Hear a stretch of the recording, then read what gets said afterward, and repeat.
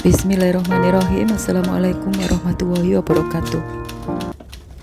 Benarkah tahun 2026 bukanlah sekedar tahun biasa, melainkan gerbang turunnya Ratu Adil di tengah rentetan bencana-bencana alam yang mengamuk ini?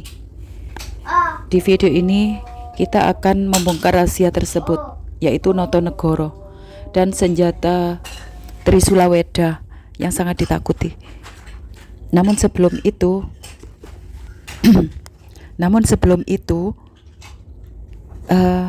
pastikan Anda sudah subscribe dan like, karena dengan begitu Anda membantu sampai selesai video ini.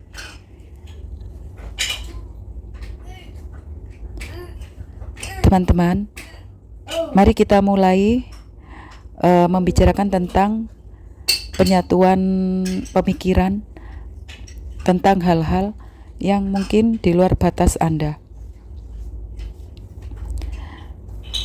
Rasakan perbedaan-perbedaan dari tahun ke tahun. Tidakkah Anda merasakan sesuatu yang sangat ganjil selama ini? Ada sebuah kegelisahan kolektif menyusup ke semua sudut-sudut dan lini-lini kota, lini-lini bidang usaha. Mereka tiba-tiba merasa saling asing satu sama lain. Kita berdiri di tengah-tengah keramaian, namun jiwa kita menjerit dalam kesepian kota. Suara-suara keadilan yang terdengar di batin kita terdengar semakin sumbang dan semakin menjauh dari rakyat jelata yang semakin melarat dan melarat. Di tengah himpitan realitas itu yang sangat mencekik leher itu loh, kita bertanya,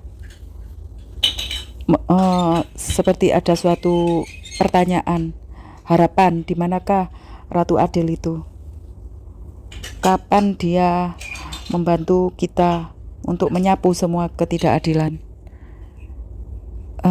Kita ingat pada suatu waktu yang amat sakral, 2026.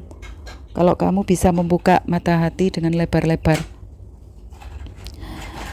buang aja istilah-istilah kekinian kalender sekarang ya. Itu bukan sekedar angka dan angka. Tahun ini bukan sekedar aktivitas tahun demi tahun dengan trompet perayaan tahun baru. Tahun ini, tahun 2026 adalah sebuah gerbang kosmik supranatural, di mana Nusantara mencapai titik yang kondisi ekstrim. Awan-awan menyelimuti suatu kejanggalan. Hari ini manusia seluruh dunia itu dimabuk kepayang, lupa diri akan teknologi, akan kemewahan, akan kecantikan, AI, teknologi, militerisme, hingga kita lupa semua permasalahan eksistensi hidup kita, hingga kita banyak menyaksikan banyak gedung-gedung, kendaraan-kendaraan penuh di muka bumi ini. Semua materialistis, sehingga moralitas kita menurun tajam menuju ke kehancuran. Dunia lain sangat angkuh pamer-pamer persenjataan, kecerdasan. Kita itu, Indonesia itu hening sunyi alamnya, mencekam seperti menunggu sosok-sosok perwakilan manusia Indonesia Nusantara ini, manusia agung, kesatria agung, Ratu Satrio Piningit yang dinanti-nantikan, ataupun Ratu Adil yang diidamkan.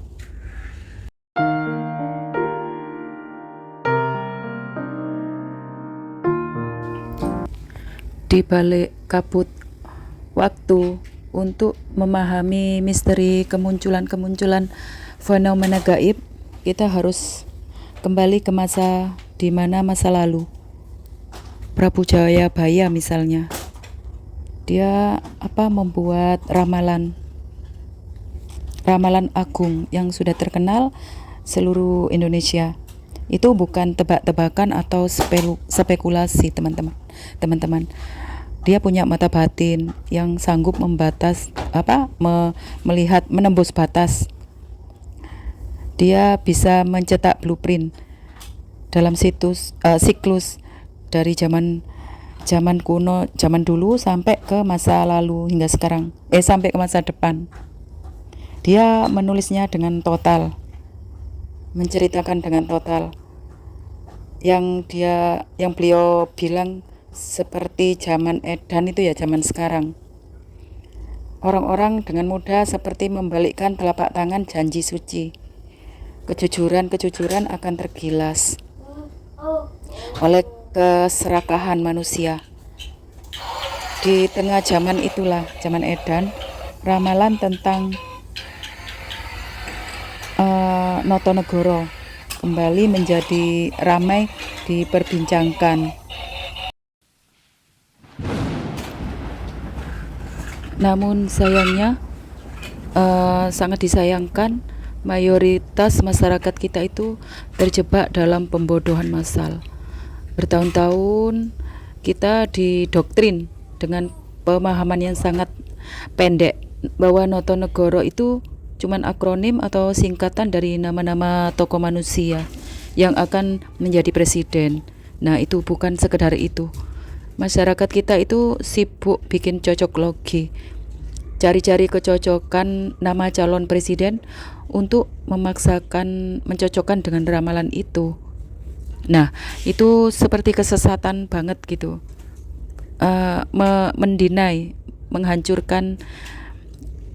Menghancurkan ide orang zaman dulu. Dalam kebatinan tingkat tinggi orang pintar, Sandi Notonegoro itu sama sekali bukan berisi nama manusia juga.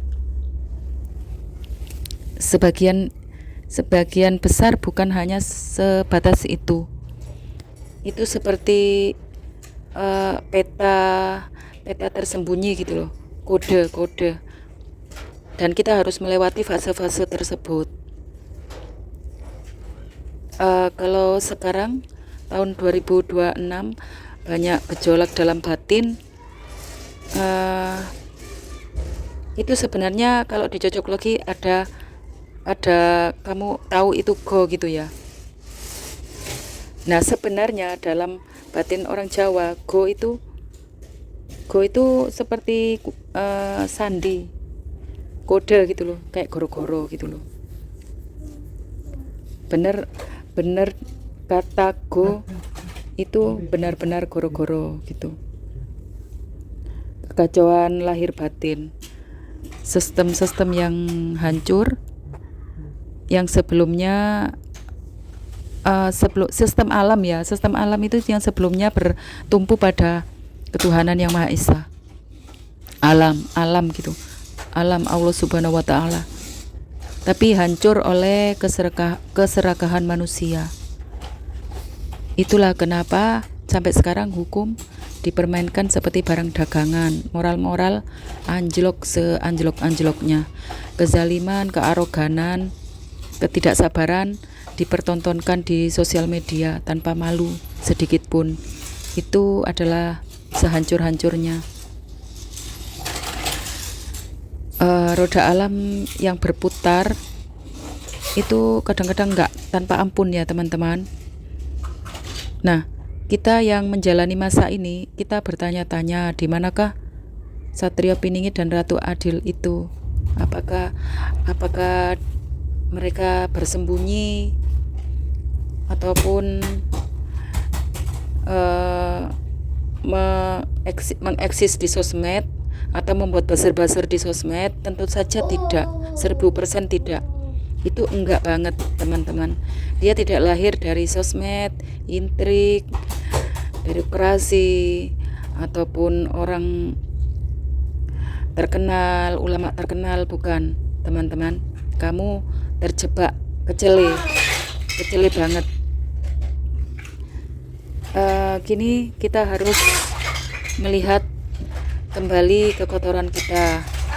Kita harus menatap diri kita yang sangat kotor dan menatap langit dan bumi yang tempat kita berpijak itu ada energinya. Jangan jingkrak-jingkrak di atas bumi yang nggak berdasar, nggak etik gitu ya, nggak tanpa norma, searogan-arogannya. Lihatlah di langit, di cakrawala ufuk sana, kamu akan melihat sesuatu hal yang nggak biasa. Kamu lihat benda-benda langit, awan, bukan awan buatan ya, awan kosmik, getaran gempa, getaran gunung, ya getaran gunung yang selama ribuan tahun itu kan mereka bergetar. Kamu itu diam itu akan merasa bumi itu bergetar. Itu mereka mengeluarkan sandi-sandi kode-kode alam. Kamu lihat badai, banjir alam, bukan banjir buatan ya. Semuanya datang silih berganti menghantam kamu di seluruh daerah. Karena manusia itu sudah kehilangan akar spiritualitasnya, menyimpang dari alam, membuat fenomena tersendiri. Kamu seperti raja-raja kecil gitu manusia itu. Jika kita mau kembali merendahkan diri kita, berserah kepada masa seperti masa lalu yang penuh hakikat, kamu akan jadi merinding teman-teman. Kamu akan mencoba sesuatu yang tidak pernah kamu saksikan sebelumnya. Kamu harus berpikir bahwa pemimpin Nusantara itu tidak terikat oleh bumi, langit, dan segala sesuatu yang ada di dalam bumi Nusantara ini. Energi, langit, dan bumi, dan semuanya. Namun ketika orang diberi kepercayaan untuk menjaga keadilan, untuk diberi kepercayaan untuk di atas rata-rata, di atas tempat duduk orang banyak, seringkali kita lupa.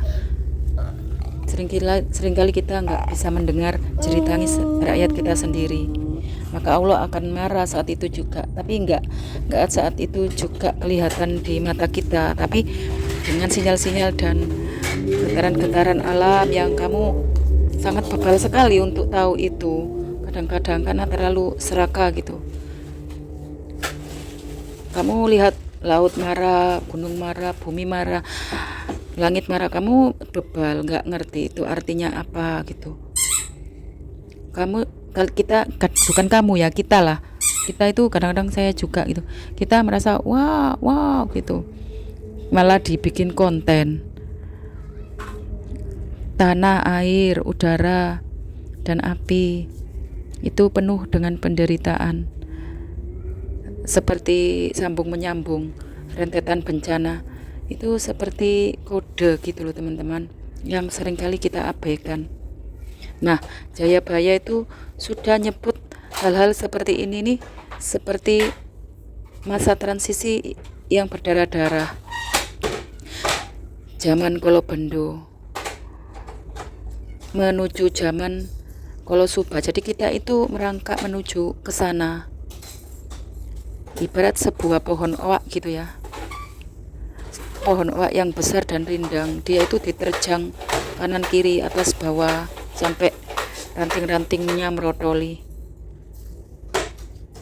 Dia berharap tunas-tunas barunya itu enggak seperti ini lagi keadaannya. Dia berharap matahari terbit dari kesatria penyelamat itu datang. Frekuensi ini seringkali kamu enggak sadar teman-teman. Cahaya putih dari langit yang memanjang, ataupun alam semesta yang bergetar, ufuk merah, ataupun bintang-bintang yang berjatuhan, itu kamu nggak sadar, belum kelihatan. Hal-hal yang akan mengerikan yang akan timbul di Nusantara ini kamu juga tidak sadar. Sebelum glorifikasi masa kemakmuran itulah yang mau terjadi teman-teman. Goro-goro alam, karena sudah muaknya alam itu kepada diri kita semua ini, dosa-dosa kita semua ini. Nah, By the way, di manakah sang kesatria tersebut? Kesatria agung yang sangat suci dan pemberani membela rakyat yang sudah kotor dan membela negara yang sudah kotor ini. Dia bukan oligarki, dia bukan orang besar di suatu politik, dia bukan orang terkenal di agama apapun. Dia bukan dipoles oleh media, dia bukan dipoles oleh sosmed, dia bukan punya buzzer, jutaan buzzer. Dia bukan jenderal berbintang. Dia adalah orang yang selama ini Anda anggap remeh. Anggap remeh, tidak berharga, dan Anda anggap punya pemikiran yang dangkal. Ia yang saudara-saudara anggap seperti sampah, ataupun orang yang terlalu keras, ataupun orang yang orang yang agak lain gitu ya, yang bukan elit gitu, yang bukan glamor, ataupun menolak ideologi timur dan barat, yang ideologi yang mematikan bangsa kita. Percayalah, jangan percaya timur dan barat. Kita itu Nusantara itu adalah senjata kita sendiri, seperti energi nuklir gitu loh. Energi nuklir dari dunia Nusantara itu. Kesatria tersebut tahu bahwa untuk membawa Indonesia ke atas, di atas rata-rata, di atas negara-negara di dunia, kesatria tersebut harus menembus ke inti bumi untuk menancapkan senjata rahasianya yang sangat luar biasa, bak nuklir, yang mempertahankan Nusantara ini dari kekacauan dan setan-setan di dunia. Ia itu berpihak kepada rakyat kecil, bukan untuk pencitraan 5 tahunan ataupun sosmed. Dia benar-benar hidup di antara penderitaan orang kecil, meskipun orang kecil tersebut tidak tahu bahwa dia disertai oleh kesatria tersebut. Sinar Ratu Adil tersebut menerangi seluruh Nusantara, membuat silau orang-orang yang ngerti, yang bisa melihatnya. Kita seperti menuju jurang-jurang tebing-tebing jurang terakhir dari masa-masa yang sudah dibilang Jayabaya Notonegoro itu. Kita itu seperti menjadi bebal, tidak membuka telinga dan mata, dan tidak membuka jiwa menyatu dengan alam kita, menghilangkan sifat-sifat oportunisme kita, materialistis kita, itu yang membuat diri kita bersalah, dan sehingga bangsa kita berputar-putar sendiri seperti kemudi putar badut gitu ya. Seluruh orang mencari-cari siapakah tokoh tersebut. Kita mencari di seluruh kolong-kolong, di kolong-kolong waktu dan tempat, kolong-kolong jiwa manusia, bahkan tidak pernah ketemu. Semua dosa kita semua seperti menumpuk, yang sangat berat ditanggung olehnya. Jati diri kolektif bangsa kita sendiri yang terpuruk dan seperti kemalangan, a fake society. Kita kelaparan di tengah lumbung. Kita harus belajar sedikit demi sedikit, bisa membuka frekuensi mata batin kita dari penjajahan oleh setan-setan dunia di segala lini. Kita itu tidak berdaya dan selalu membutuhkan orang kuat untuk menyelamatkan nasib kita kan. Nah, itu sudah naluri manusia, tetapi kita harus berani memutuskan rantai perbudakan itu, harus berani. Satrio Piningit dan Ratu Adil bukanlah sosok murahan yang muncul tiba-tiba saat itu juga. Satrio Piningit dan Ratu Adil bukanlah sosok murahan yang ingin eksis ataupun ingin dipuji atau munafik ataupun ambisius gitu ya. Dia sudah tingkat dewa. Mentalitas masih dikendalikan oleh tingginya egois gitu, masih dikendalikan oleh langit. Narasi tentang turunnya Satrio Piningit dan Ratu Adil adalah seperti cermin raksasa yang memantulkan jati diri kolektif kepribadian kita semua. Momen ini menantikan masa tunggu yang sudah lama gitu. Ini bukan unjuk-unjukan datangnya tokoh gitu ya, melainkan sungguh-sungguh secara dadakan keluar.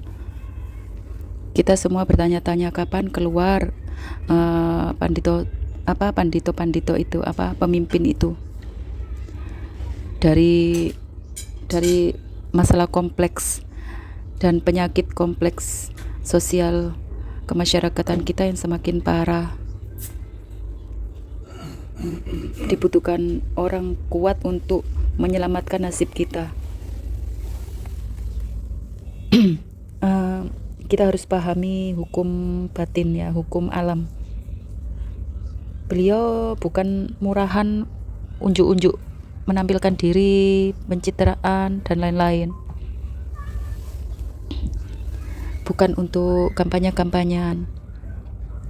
Dan dia sangat membenci kemunafikan. Mustahil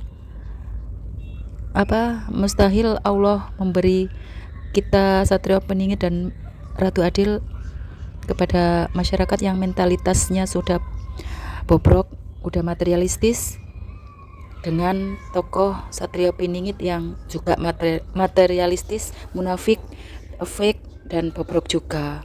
Gak bisa kan seperti itu. Nah, leluhur memberi senjata pamungkas yang sangat dahsyat, Trisula Weda, yang seperti dulu kita belajar di sekolah, kita ingat itu bukan senjata fisik berupa tombak bermata 3, bukan.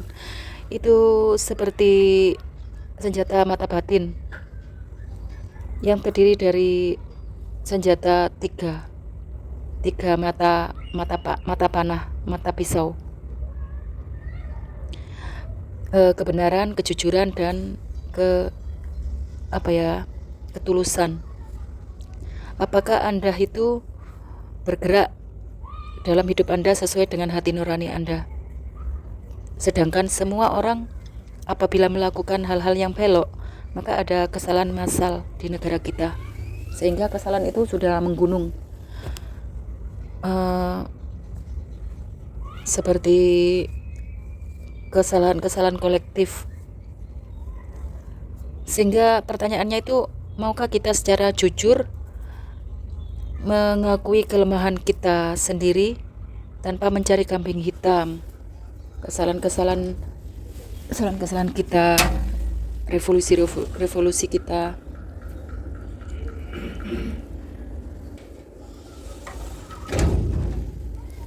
Jika seluruh masyarakat setiap hari sudah berdemonstrasi tetapi nggak ada hasil, maka alat apa lagi yang bisa untuk membantu mereka semua?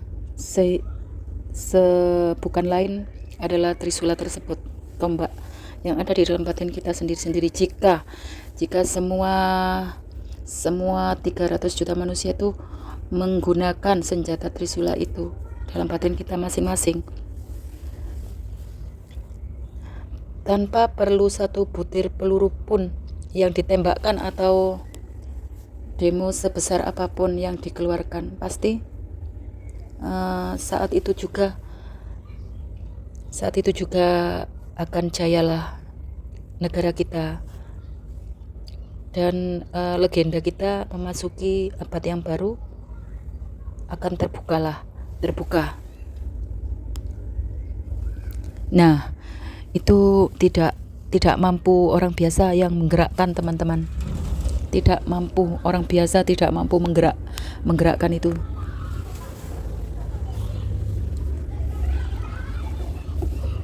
Maka dipilihlah sosok tersebut, sosok yang paling dinanti-nanti. Banyak orang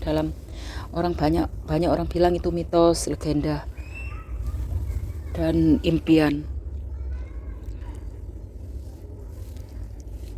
Mereka Satria Piningit dan Ratu Adil akan bangkit, membawa ledakan energi yang sangat besar, yang mampu membuat revolusi baru, abad baru, era baru. Tetapi ia masih gak ketemu sampai sekarang di manakah dia berada. 2026 ini juga saat yang sangat penting untuk membuka tabir kewarasan kita. Maksudnya, berhentilah jungkir balik, berhentilah menggunjing, bertopeng, menghamba,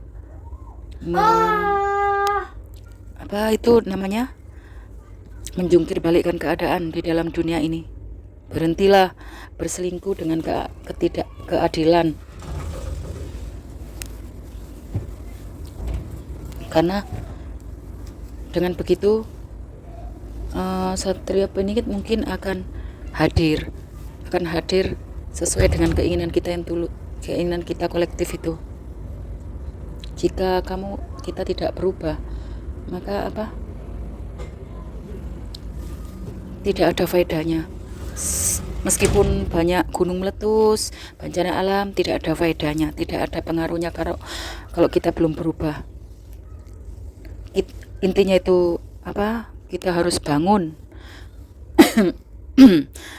Maaf, tenggorokan saya sakit. Kita harus bangun. Kita mewarisi peradaban tersebut. Kita itu harus mengulang kejayaan masa lalu, dan berhentilah jadi pengecut, memupuk kesejahteraan sendiri-sendiri. Kata dalam tempurung, mulailah berbuat baik gitu ya, dalam keheningan jiwa, bukan hening-hening ruanganmu ya, bukan dalam keheningan jiwa kamu, batinmu. Tetaplah mencintai Ibu Pertiwi, bukan hanya sekedar cinta NKRI. Bukalah dadamu, busungkan dadamu, lihatlah sekeliling, bukan melihat dengan antipati ya, bukan melihat dengan rasa curiga, penuh curiga. Rondalah hatimu. Maksudnya rondalah hatimu itu bukan kamu disuruh meronda di jalan-jalan, meronda hatimu di tengah malam. Jangan cuman mendengkur dan kekenyangan. Pejamkan matamu sejenak di dalam kesunyian hatimu. Pikirkan itu semua dan amati segala sesuatunya. Tidakkah kamu menemukan keganjilan itu? Ada sebuah kegelisahan siang dan malam itu, kamu akan menemukan kegelisahan kolektif ke seluruh pelosok negeri. Mereka gejolak sesak nafas kegelisahan itu ada di dalam dada kita semua, penduduk negeri ini. Kita itu berdiri di tengah keramaian dengan congkaknya, dengan pongahnya, ataupun dengan palsunya, pura-pura seperti bahagia, pura-pura ceria, menghindari sesuatu kenyataan yang berbeda dengan opposite berbeda sekali, upside down dengan kenyataan. Itu kamu belum bangunlah gitu, bangun, wake up.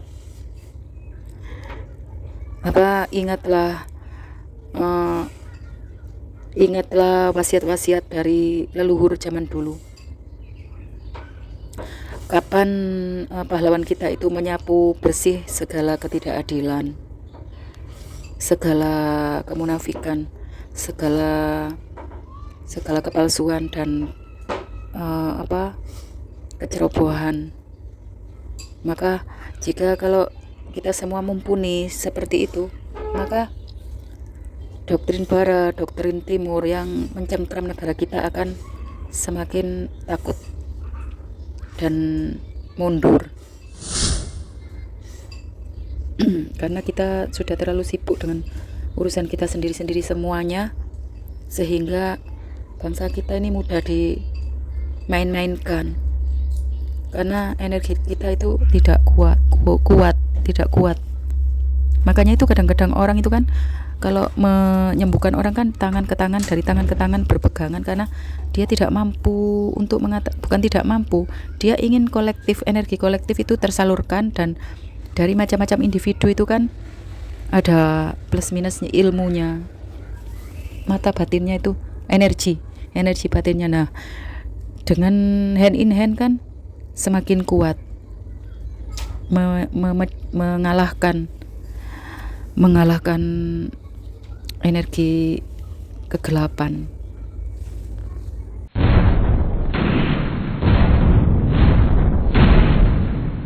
Kita harus berani memecahkan algoritma, memotong algoritma dan menolak segala bentuk sistem algoritma.